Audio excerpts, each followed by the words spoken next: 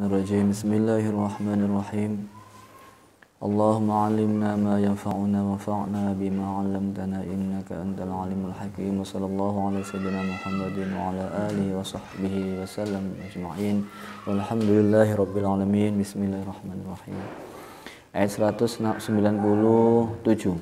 Al-hajju, haji waktunya haji. Asyhurun itu beberapa bulan, ma'lumatun yang diketahui. Berupa apa? Syawwalu, yaitu bulan Syawal, wa Dzulqa'dah dan Dzulqa'dah, wa asyrul layalin min Dzulhijjah dan 10 malam bulan Dzulhijjah. Waqila, dan dikatakan kulluhu, seluruh bulan Dzulhijjah. Jadi bulan haji itu hanya 3 bulan, Syawal, Dzulqa'dah sama Dzulhijjah. Jadi kalau kita berangkat haji bulan Syawal sudah bisa.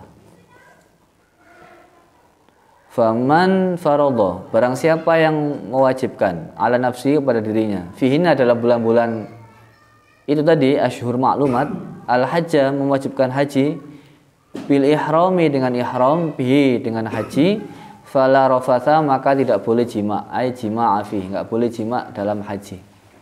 Ketika haji enggak boleh jima. Rafatha maknanya jima. Dalam riwayat yang lain rafatha itu juga maknanya apa? Kalimat-kalimat yang mengarah ke sana sudah merafas. Kalimat saja sudah nggak boleh. Ini pendapat. Wala fusuqa, dan tidak boleh berbuat fasik. Fasik itu apa? Ma'asin. Karena ini nggak ada yaknya, ma'asin, yaitu maksiat. Semua maksiat namanya fasik.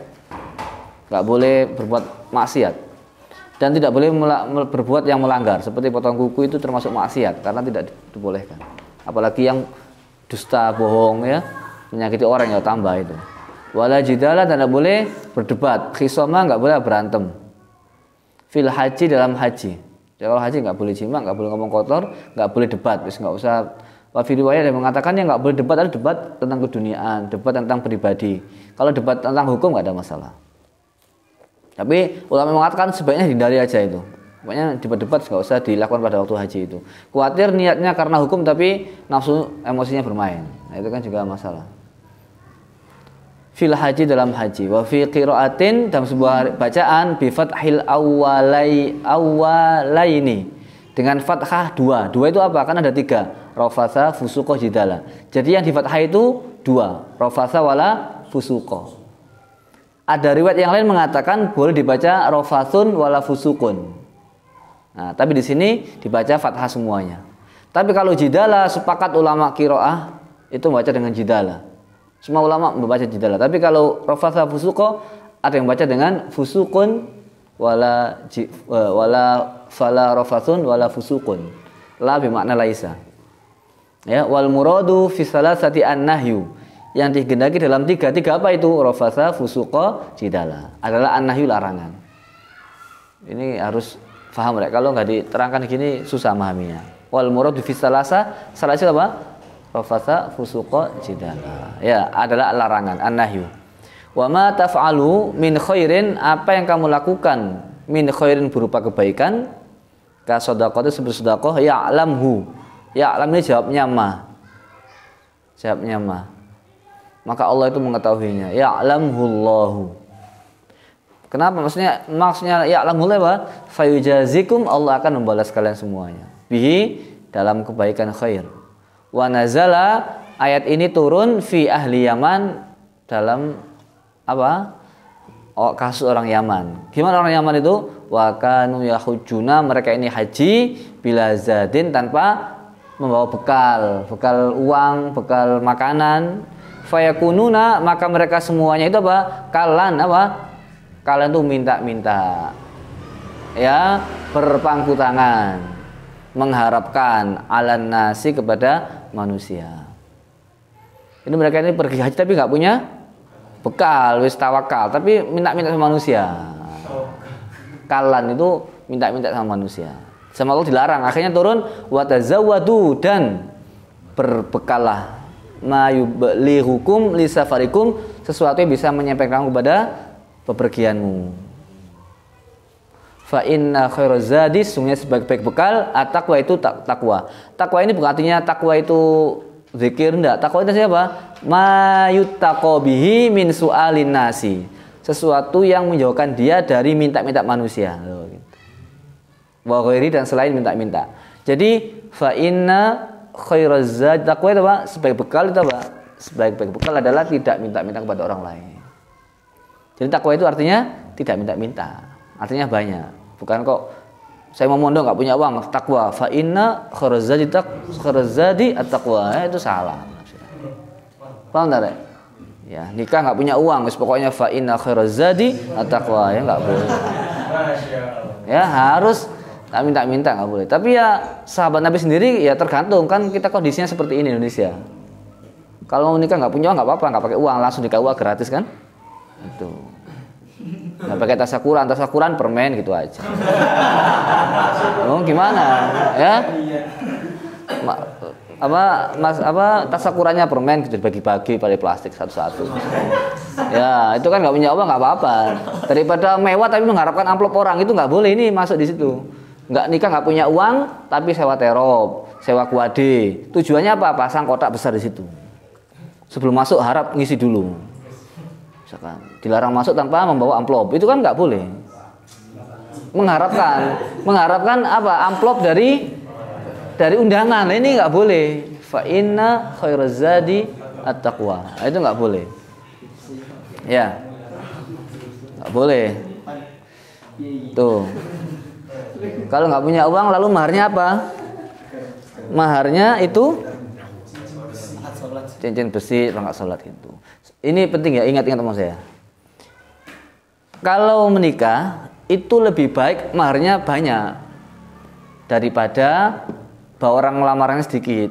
Gini, lamarannya mewah, tapi mas kawinnya sedikit itu nggak bagus. Yang bagus itu, contohnya gini, ini kasus, fakta. Dengan mahar seperangkat alat sholat.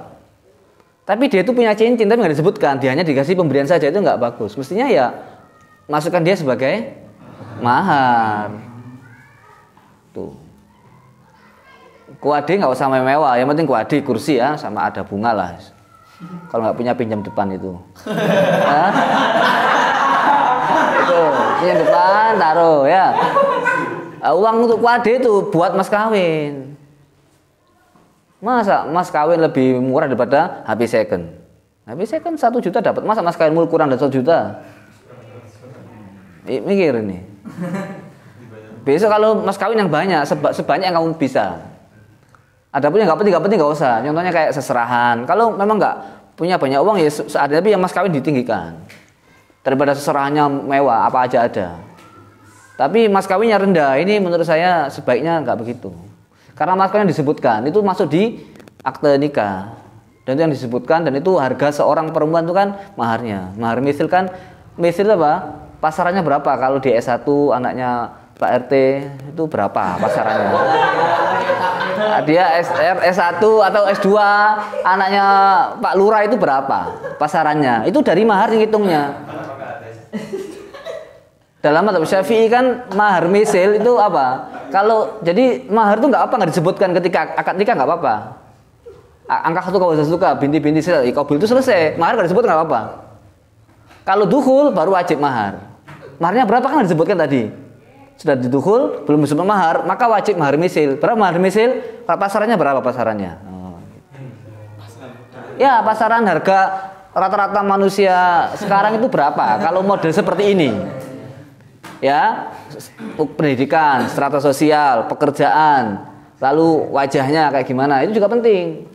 S1 tapi wajah pas-pasan juga. Ya, ini mahar mese. Jadi kalau ngasih mahar yang banyak, sebutkan itu. Ada orang begitu itu, maharnya seperangkat sholat, tapi setelah mahar disebutkan dia ngasih cincin, tapi nggak disebutkan. Loh, ini kan nggak begitu mestinya. Sebutkan itu maharnya. Jadi mahar yang banyak.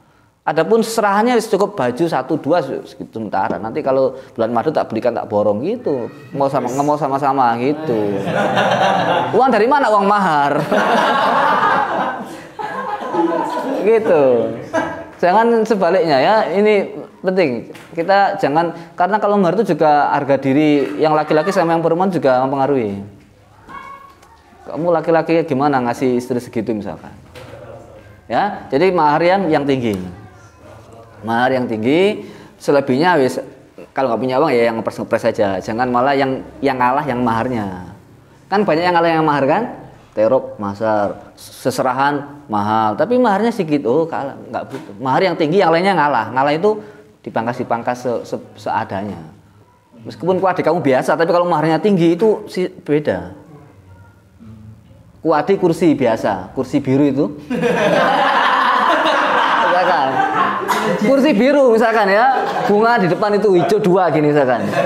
Ya, hiasannya burung 2 gitu. Misalkan ya, nggak usah terop, ya hiasannya, ya, itu ya hiasannya. Kuadenya nggak usah kuade itu, punya uang, mahar 10 juta, itu hebat itu orang kaget subhanallah gitu. Berarti kamu itu betul menghargai perempuan. Jangan sebaliknya, ya. Kuati dari lampu semuanya nyala, semuanya padang, semuanya disambut karpet merah. Mahar 100.000, aduh. Wis ya, itu ingat, wis. Kita lagi wattaquni dan bertawalah kalian semuanya kepada saya nih, ya ada ayatnya aslinya ini ya. Ya ulul albab, wahai orang-orang yang mempunyai otak kecerdasan, aidzawil uqulin. Ini begini, ini kalau kita lihat di tafsir yang lain disebutkan begini. Jadi ada orang-orang dulu itu ngomong begini, ingat omongannya gini. Banyak orang seperti ini soalnya. Kita mau haji karena Allah. Masa kita sama Allah nggak dikasih makan? Nah, gitu. Dan dia nggak punya uang. Dia haji ngomong begitu tadi. Kami mau haji ke Baitullah karena Allah. Dan kita nggak punya uang. Masa Allah nggak ngasih uang? Nah, itu keliru. Sama Allah ditegur gara-gara itu ditegur. Kamu juga begitu. Jangan kita itu berpangku tangan. Masa saya ini, tetapi beda lagi ya kalau kita itu memang nggak punya pekerjaan, mesti kasih Allah pekerjaan, minta sama Allah. Ini kan dia kan nggak minta pekerjaan sama Allah. Beda kasusnya. Memang kalau ini kan kaya nggak kaya betul itu. Iyakunu fuqara'a yughnihimullah. Jadi kalau kepingin kaya itu nikah. Tapi ini kan kasusnya beda. Saya mau kuliah, nggak punya uang. Masa Allah nggak kasih uang? Lo nggak boleh begitu, harus ada stok dulu, ada budget dulu. Baru kemudian kita kuliah, kita mondok. Urusan nanti di tengah-tengah ngepres ya doa sama Allah dikasih uang gitu. Tapi kan sudah ada perbekalan. Harus ada usaha, bekal harus ada. Orang dulu pun sama. Syekhuna itu kelangitan, dikasih apa? Nggak punya uang, dikasih arlojinya ya pakai itu. Wis nak apa gak ada duit bapak iki. Wis iki tak kei jam iku nek gak ada duit dolen iki jam. Yo gitu. Ada usaha tetap. Gak boleh kosongan. Kalau kosongan ya di rumah aja diam di sini sampai doa sambil ya apa caranya dapat uang. Bukan kemudian pergi nggak punya uang, nggak boleh itu. Ini sudah jelas Al-Qur'annya. Nggak boleh berpangku tangan. Gitu ya. Nah, ini buat kita semuanya jangan sampai kita ini dalam hal urusan apapun kita ini tidak mempunyai usaha zahir. Fa atba'a sababa tsumma atba'a sababa. Harus itu harus dipakai itu. Nah, kaya itu nek nunggu kaya enggak kaya kamu nikah. Betul, tapi kan paling sudah ada pekerjaan. Saya mau kerja apa nanti? Jangan kok terserah masa mertua enggak ngasih pekerjaan, enggak boleh itu. Kamu harus punya dulu ancang-ancang nanti habis nikah saya mau usaha. Usaha jualan ikan, hias misalkan. Gak apa-apa. Misalkan, tapi kan sudah punya ancang-ancang. Saya punya kenalan dia bos ikan di pasar ikan di sini. Saya tahu tempatnya, saya tahu caranya. Sudah nikah. Urusan mertua ngasih pekerjaan gak ada masalah. Tapi jangan sebaliknya. Masa saya mantu apal Quran gak dikasih pekerjaan, orang tua gak dikasih makan? Itu keliru. Gak boleh. Nah, terakhir ada cerita menarik deh. Saya nggak tahu kok nggak lupa saya itu.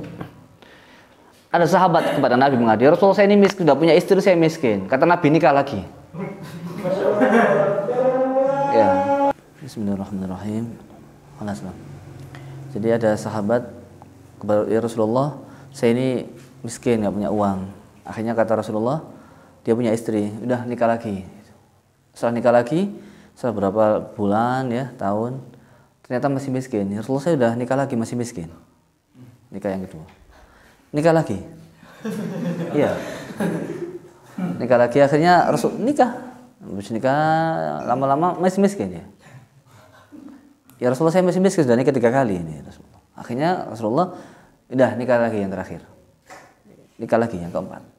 Nikah lagi keempat. Habis nikah lagi ternyata subhanallah yang ke tempat ini ternyata nikah seorang janda. Dan dia ini mempunyai pabrik tenun, pabrik pakaian tenun. Kan dari istri pertama punya anak, istri kedua punya anak semua ini anak kan banyak. Nah, akhirnya pabrik tenunnya itu dikelola oleh suaminya ini. Dan anak-anak itu menjadi bagian biro marketing, kabiro bendahara, kabiro sekretaris, jadi manajer di bidang itu, akhirnya kaya raya itu.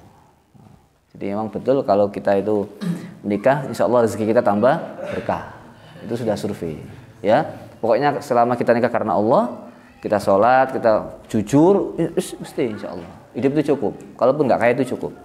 Ya, gitu ya. Jadi jangan ragu dengan janji Allah. Yes. Tapi ya masing-masing Rasul itu memberikan solusi macam-macam. Ada sahabat yang miskin, kata Rasulullah kalau masuk rumah baca salam kepadaku, baca Al-Ikhlas. Lalu kemudian juga baca sebelum subuh itu atau setelah subuh itu subhanallah walhamdulillah 100 kali. Semacam-macam lah. Ada Allahumma hazan itu, ada juga yang banyak Rasulullah ngasih solusi kepada umatnya tentang masalah doa-doa untuk supaya. Tapi untuk sahabat tadi disuruh nikah. Nah, maka kita juga jangan, kalau jadi kiai besok ya jangan niru yang itu, belum tentu sukses. Rasul kan tahu sendiri. Nanti, Pak Yai saya miskin nikah lagi. Berantem sama istrinya. Ya, saya kira demikian, kita tutup. Bismillahirrahmanirrahim.